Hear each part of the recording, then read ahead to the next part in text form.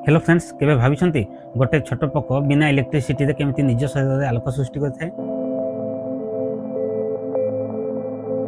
यह कौन सी जादू नुहे, ये हूँ जुलजुलिया पोक फायरफ्लाई प्रकृति द्वारा प्रस्तुत होता एक एफिशिएंट लाइट सिस्टम। आपण माने समस्ते राति समय बगीचा बा जंगल रे जुलजुलिया पोक निश्चय देखिथिबे।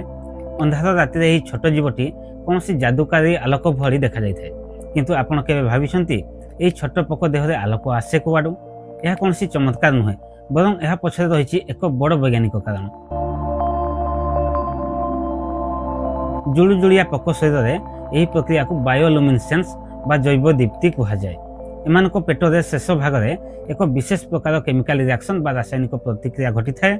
तो लुसिफेरेंस एक प्रकार प्रोटीन जहाँ आलोक सृष्टि करे एवं लुसिफेरेज एक एंजाइम जहाँ प्रतिक्रिया को शीघ्र करिबारे साहाय्य करे। जेतेबेले वायुमंडल अम्लजान एमानक शरीर भीतर को जाए एवं यही केमिकल सह मिसे सेतेबेले आलोक बाहरी थाए। एमाने केवल खुशी रे जलंती नहीं, बरं यह एमानक कथा हेबार एक माध्यम। साथी खोजिबा मेल जुलजुलिया पोक निजर साथी को आकर्षित करने पाई निर्दिष्ट कोड माध्यम रे यही आलोक व्यवहार करथांती। दुखर कथा यह जे बढ़ुवा प्रदूषण एवं कृत्रिम आलोक जोगु दिन को दिन यही सुंदर जीव मान संख्या कमिबारे लागिछि। प्रकृतिर यही अमूल्य संपद को बंचाई रखिबा आमे समस्तंकर दायित्व। Thank you friends.